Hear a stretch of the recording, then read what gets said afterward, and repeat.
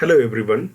In the previous class we discussed about measurable functions, and we know that a function is said to be measurable if the domain of the definition is a measurable set and satisfies any one of the following four conditions. That is, for any real number alpha, the set x where f of x is greater than alpha is measurable, or the set x where f of x is greater than or equal to alpha is measurable, or the set x, the set of all x where f of x is less than alpha is measurable, or the set of all x where f of x is less than or equal to alpha is measurable. If one of those four condition holds, then we say it is measurable function. Now we'll continue the discussion. Let us define almost everywhere property. What is that? A property is said to hold almost everywhere if the set of points at which it fails should be of measure 0. Now, for example, if f is a function whose domain is closed interval 0, 1 and defined by f of x equal to 1 by x for all x belongs to this, then we knew that this function is continuous at all points except at 0. Therefore, the function f, which is continuous, is said to be almost everywhere, since the measure of the points at which this is discontinuous, which is a singleton set, we knew that measure of a singleton set is 0.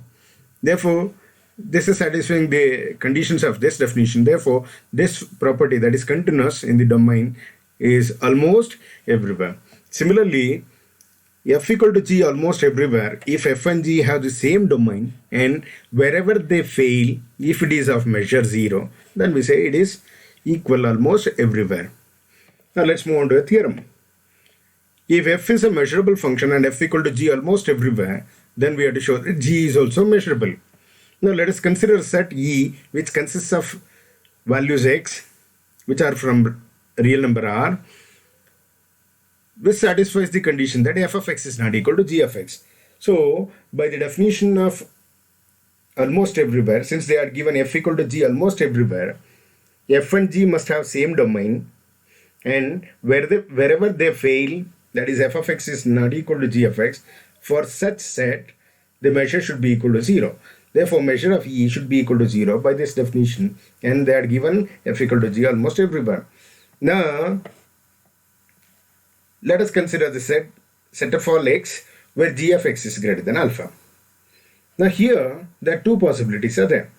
One, your f of x may be equal to g of x for such x, or f of x may not be equal to g of x. So we'll partition this one into two sets. One, the set of all x where f of x equal to g of x, and f of x where f of x is not equal to the set of all x where f of x is not equal to g of x. Now, the first case, if f of x equal to g of x, then obviously f of x is greater than alpha for such x.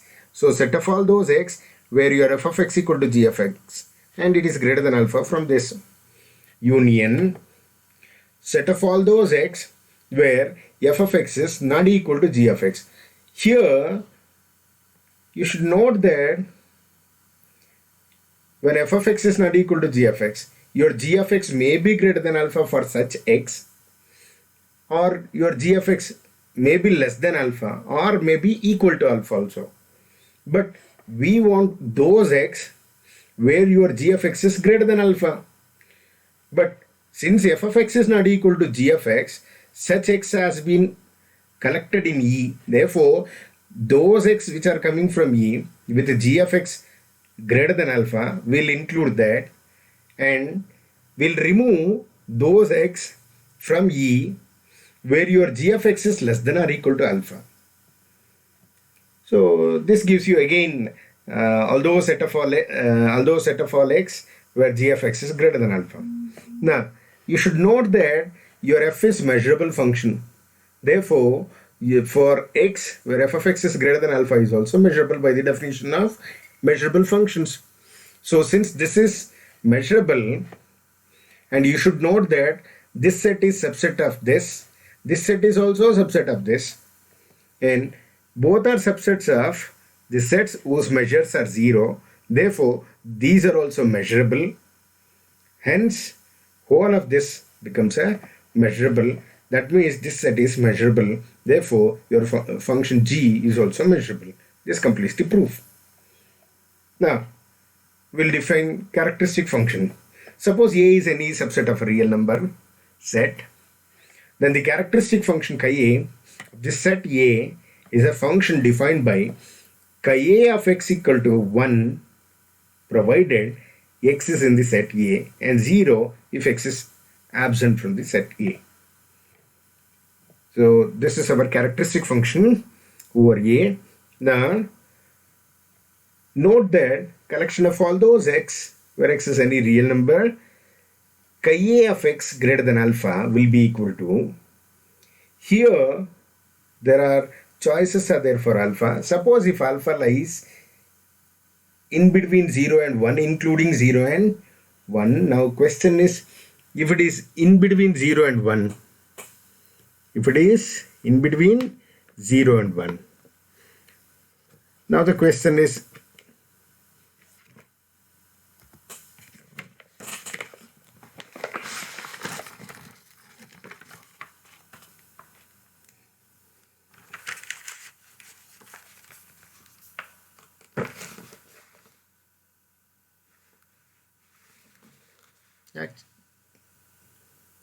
actually this should be 0 less than or equal to alpha less than 1.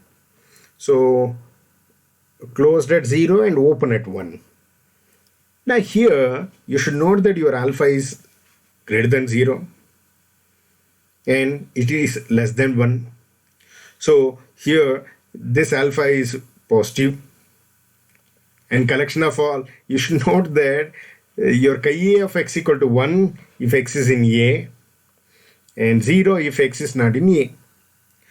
Now question is, if alpha is equal to 0, then chi a of x is obviously greater than 1 means, obviously greater than 0 means, so your chi a of x is greater than 0 for all x.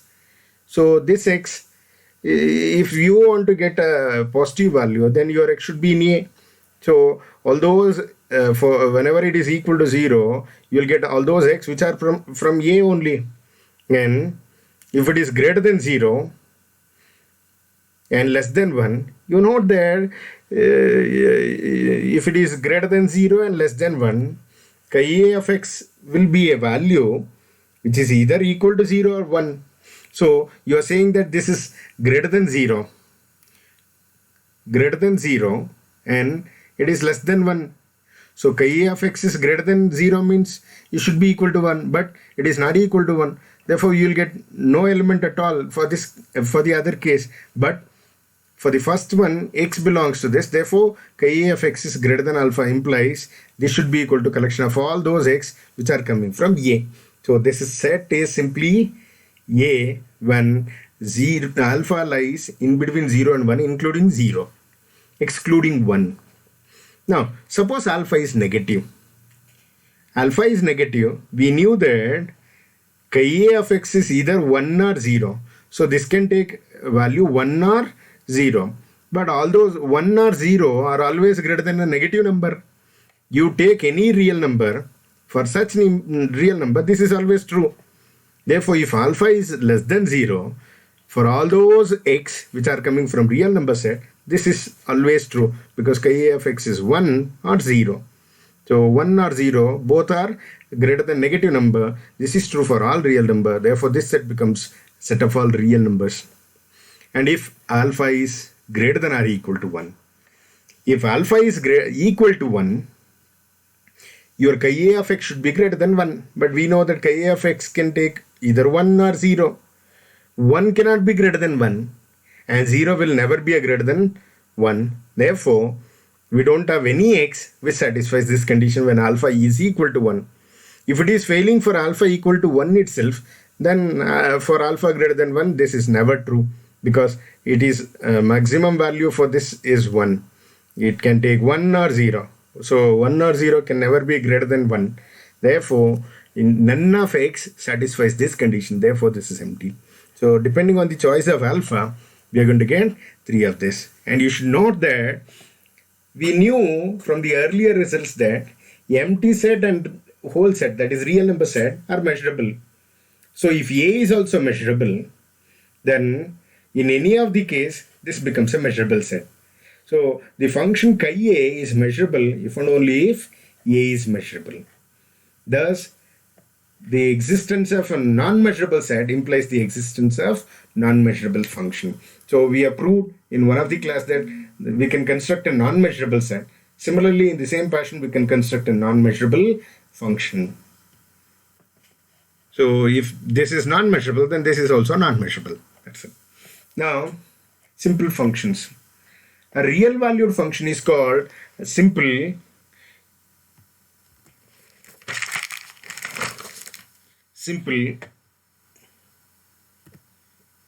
if it is measurable and assumes only a finite number of values. If phi is simple, so it can take only finitely many values, and as the values say alpha 1, alpha 2, etc. up to alpha n, that is phi of x equal to alpha 1, alpha 2, alpha 3, etc. up to alpha n. Then phi can be expressed as alpha I into chi a of I, summation I from 1 to n, alpha I into chi a of I. You know that chi can take maximum 1 or 0 depending on the choice of x. So for example, see, if you expand this, you will get alpha 1 into chi a1 plus alpha 2 into chi a2, etc. up to alpha n into chi an. Suppose if x is present in a1, then your phi of x equal to alpha 1 because x is present in a1. So phi of x equal to alpha 1, and you should note that if x is present in a1, then chi a1 of x will be equal to 1. Therefore, you will get alpha 1. That's it. So your phi of x will be equal to simply alpha 1. Because chi a2 of x is 0, because x is not present in a2, etc. x is not present in an. Therefore, chi an of x is equal to 0. So in the first case, you will get alpha 1. Similarly, suppose x is present in a2. X is present in a2 means chi a2 of x will be equal to 1. And this I is 2. Therefore, alpha 2 into 1, you will get alpha 2. Chi a1 of x will be 0. So 0 into alpha 1 is 0 plus alpha 2 plus 0 into alpha 3 because x is not present in a3, etc. So in all the case, you will get the answer. So I had given exercise, prove that the sum, product and difference of two simple functions are always simple. You just work it out. And I had given another problem where this problem tells you that measurable function is almost continuous function. You work it out. And let's move on to next. Littlewood's 3 principles. In fact, Littlewood's 3 principles can be roughly expressed in the following form. That is, every Lebesgue measurable set is nearly a finite union of intervals. See, every measurable set can be expressed as a finite union of intervals. It is almost everywhere, nearly. Every Lebesgue measurable function is nearly continuous. Similarly, every convergent sequence of Lebesgue measurable functions is nearly uniformly convergent. That is, if Fn is a sequence of convergent functions, convergent Lebesgue measurable functions, then mod Fn minus Fm should be less than epsilon, whenever epsilon is greater than 0. Now we'll study a theorem which gives you a slightly similar version of this third principle. The stronger form of this one is given by Egrove theorem. Now, what is that theorem?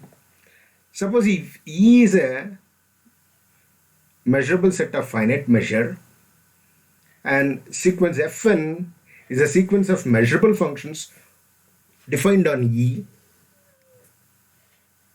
and F is measurable real valued functions such that for each x belongs to E, Fn of x converges to f of x.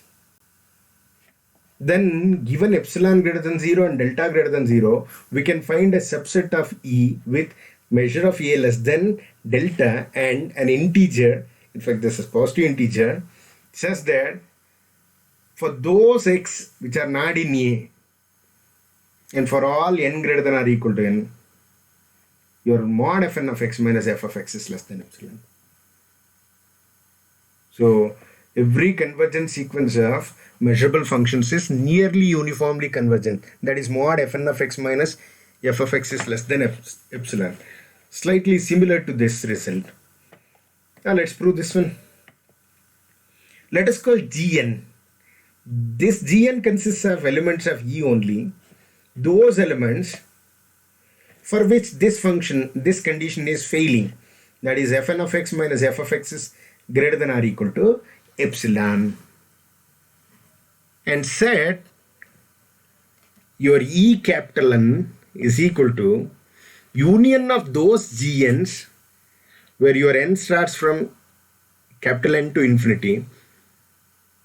And you should note that this x belongs to E, mod fn of x minus f of x is greater than or equal to n for some n greater than or equal to n. That means you are going to consider sets of the form G capital N union G capital N plus 1, etc. So your En is this. That is, En is union n from n to infinity Gn. Your En plus 1 is small n starting from n plus 1 to infinity Gn. So obviously your En plus 1 is contained in En. Similarly, your En plus 2 is starting from n plus 2. Therefore, it is contained in En plus 1, etc. And for each x belongs to E, there must be some En such that x does not belongs to En. Remember, for each x belongs to E, because these are all elements coming from E only, such that x does not belongs to En, since fn of x goes to f of x. That is what they are given. F is a measurable real valued function such that for each x belongs to E, your fn of x goes to f of x. So since your fn of x is going to f of x, and here in this set your fn of x will never go to f of x. That is what we have chosen here. So there must be some set, there must be some En such that your x does not belong to En, because this has to be true. So now question is, what is the intersection of these Ens? Remember, your En plus 2, En plus 1, etc. all are contained in En. And there is some x which is not in En. Therefore, their intersection has to be empty. Remember, your En starts from collection of all those n up to infinity such that mod fn of x minus f of x is greater than or equal to epsilon for some n greater than or equal to n. And your En plus 1 is collection of all those n from n plus 1 to infinity such that those x for which your fn of x minus f of x is greater than or equal to epsilon for some n greater than or equal to n. So that's the reason your intersection of En will be empty.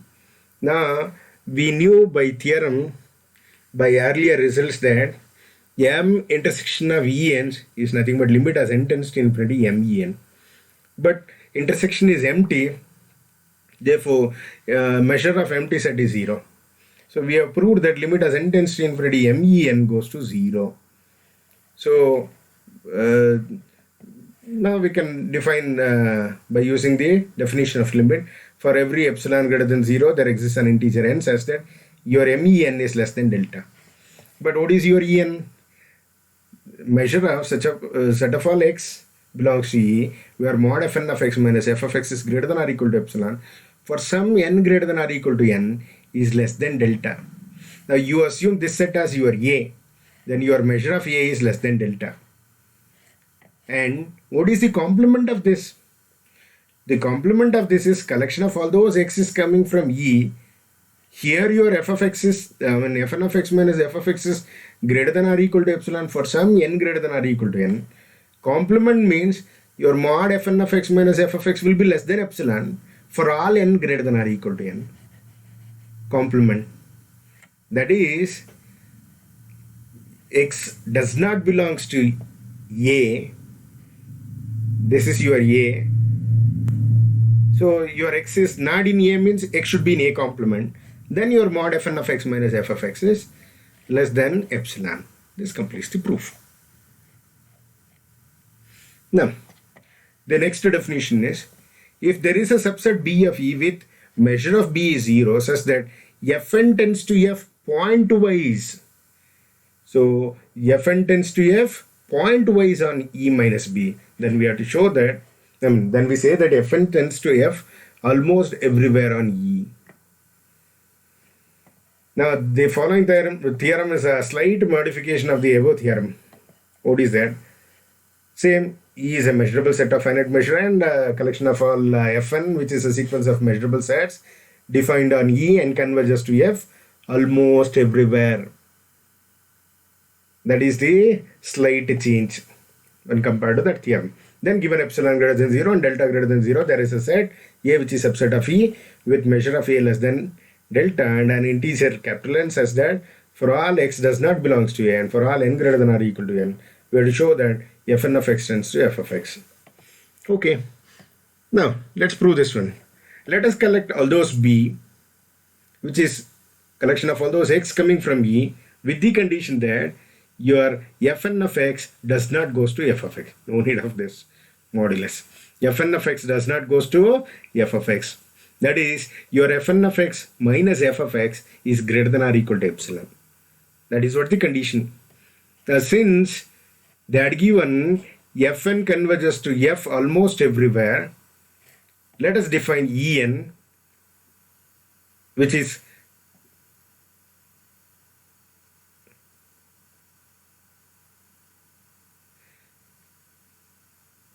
same actually in the earlier proof we have used this one. They had given Fn tends to f almost everywhere. No need of this one here. This is used in the previous theorem. So we'll leave this part. We'll use only this part. Your Fn tends to f almost everywhere on E. Remember, here in your B, it is collection of all those x where your Fn does not tends to f. So by the definition of almost everywhere, measure of this, that is wherever this fails, should be equal to 0. By that, measure of B will be equal to 0. Thus, we have a sequence Fn of measurable function which converges to f on those x where x is not present in B. That is E minus B. Then by the above theorem, epsilon greater than 0 and delta greater than 0, there exists a set C which is in E minus B with MC less than delta, and an integer says that for all x belongs to E minus B and x does not belongs to C. This is true. Now take your A as B union C. Take your A as B union C. Then your measure of A will be less than measure of C, which is less than delta. And x does not belongs to A because x does not belongs to B as well as C, satisfying the condition that mod Fn of x minus f of x is less than epsilon. So I had given a graph theorems as a exercise. You just work it out. The same lines, this theorem is given, but it is a slightly stronger version when compared to the previous theorem. I'll stop at this stage. Thank you.